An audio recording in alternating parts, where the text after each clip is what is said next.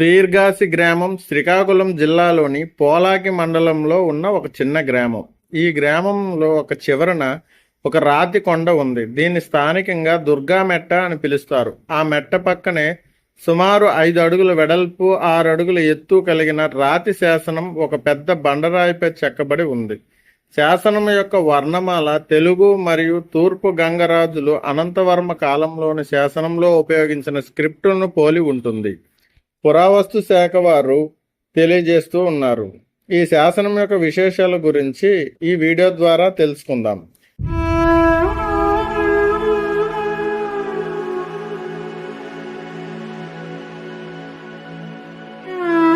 997వ శక సంవత్సరంలో గంగ వంశానికి చెందిన రాజరాజరాజు సేవలో వనపతి అనే ప్రాంతీయ అధిపతి దీర్ఘాసిలోని దుర్గా దేవాలయం నందు నృత్యం చేయడానికి ఒక మండపాన్ని నిర్మించినట్టుగా శాసనం నమోదు చేస్తుంది.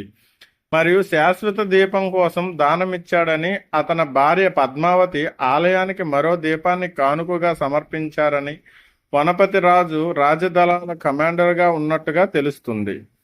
శాసనం చోడరాజు మరియు ఉత్కలపై అతని విజయాన్ని మరియు వేంగి రాజుల అణిచివేయడాన్ని సూచిస్తుంది. వనస్పతి బిరుదు, కలమర్తి గండ, బండన విజయ మరియు గంగడపాలు ఉన్నాయి. శాసనంలో శక సంవత్ 997 అని రాసి ఉంది. శాసనం యొక్క తేదీ గడువు ముగిసిన సంవత్సరంగా తీసుకోబడింది ఏమనగా క్రీస్తు శకం 1075 నుంచి 76కు అనుగుణంగా ఉంటుంది. ఈ సంవత్సరం గంగరాజు రాజు పాలనకు సంబంధించిందిగా ఉంది. దీర్ఘాసి శాసనం అనేది శిశుపద్యం రూపంలో ఉన్న తెలుగు శాసనం. మన కళింగాంధ్ర చరిత్రలో ఎక్కడా దొరకని ప్రాచీనమైన శాసనం.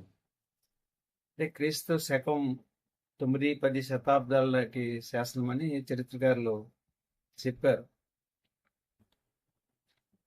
దాన్ని పరిశీలించిన తర్వాత కొంతమంది తెలుగు ప్రాచీన సాహిత్యవేత్తలు మనం ఆదికవి నన్నయ్య అని అనుకుంటాం. మనం మహాభారతం సంస్కృతం నుంచి తెలుగులోకి అనువాదం చేశారు కాబట్టి పద్య రూపంలో. ఆదికవి నన్నయ్యకి ముందే ఈ శాసనం ఉందని సాహిత్య రంగం చెందిన వాళ్ళు పరిశోధకులు చెప్పారు. ఆదికవి నన్నయ్యకి ముందే ఈ ప్రాంతంలో తెలుగులో జరిగింది ఈ శాసనం ఒక ఉదాహరణ. దానికి చరిత్ర లోపలికి వెళ్తే ఈ ప్రాంతాన్ని క్రీస్తు 4వ శతాబ్దం నుంచి దాదాపు 950 సంవత్సరాలు పరిపాలించిన తూర్పు గంగవంశం అనే రాజవంశం ఇక్కడ పరిపాలించేది. ఆ వంశానికి చెందిన ఒక చక్రవర్తి దగ్గర వనపతి అనే ఒక బ్రాహ్మణ యోధుడు, ఆయన సేనాధిపతిగా ఉండేవారు. ఆయన దీర్ఘాసి దగ్గర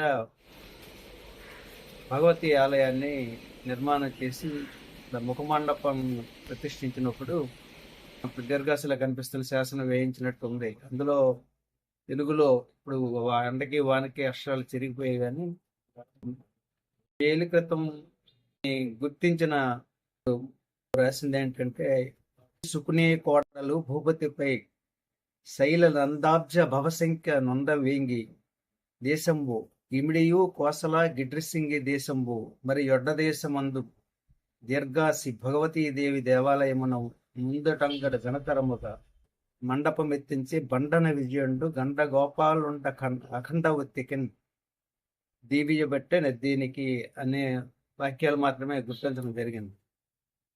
అంటే అప్పుడు గంగా సామ్రాజ్యంలో ఉన్న దేశాల పేర్లు కూడా ఇందులో ఈ సైన్యాధిపతి, ఈ వనపతి అన్న ఆయన సైన్యాధిపతిగా జయించిన రాజ్యాలను కూడా ఈ శాసనంలో పొందుపరచడం జరిగింది.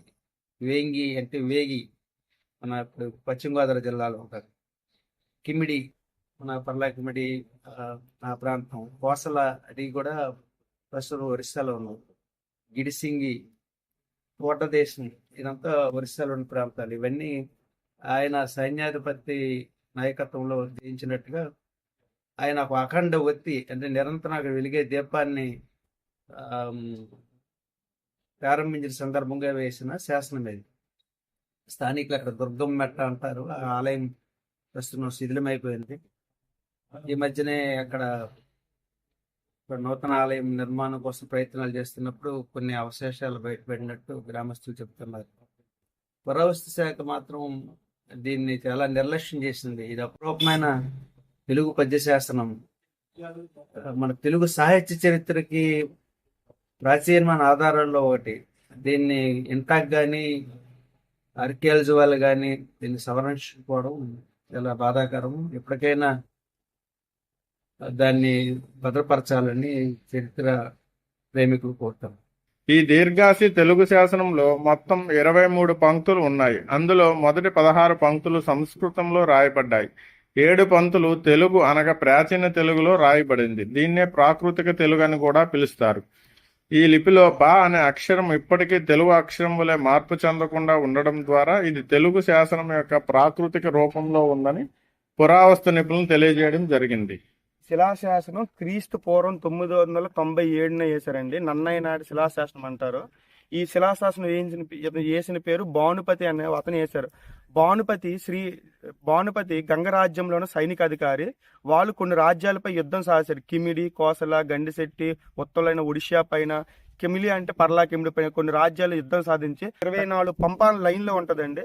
మొత్తం 12 లైన్లు సంస్కృతంలోను, 12 లైన్లోన దేగలిపైన తెలుగులు ఉంటాయి. ఈ తెలుగు భాషను ఆధారంగా చేసుకొని మన కలెక్టరేట్ లో కొంతమంది చరిత్రకారులు ఈ కథ రాశారు. అమెరికా నుంచి, లండన్ నుంచి కొంతమంది చరిత్రకారులు వచ్చి దీనికి ఇంకు పోసి అచ్చులు తీసేసి ఇచ్చేస్తే ఫస్ట్ బా అక్షరము, రా అక్షరం కూడా పాత రూపంలో ఉన్నాయి. ఇందులోనే ఇది ఏంది ఐడెంటిఫికేషన్ చేస్తుందంటే గంగరాజ్యంలో కొన్ని రాజ్యాలపై యుద్ధం సాధించి అమ్మవారు వల్లే నేను ఇంత విజయం సాధించాను అనేసి అతను అమ్మవారు కోళ్ళు ముందు ఒక పెద్ద నాట్యశాలని, తర్వాత అమ్మవారి వాళ్ళ భార్య అయిన పద్మావతి దేవి అంటే భానుపతి భార్య పేరు పద్మావతి, వాళ్ళిద్దరు కూడా అమ్మవారికి అఖండ జ్యోతులు సమర్పించి ఈ పంచభూతాలు ఉన్న వరకు ఈ అఖండ జ్యోతులు ఉండాలనేసి వాళ్ళు పూజ చేశారండి. ఆ తర్వాత అప్పుడు కూడా అమ్మవారికి నిత్య కైంకర్యాలు చేశాడనేసి మనకి చరిత్రలో రాసి ఉంది. జై బాబు.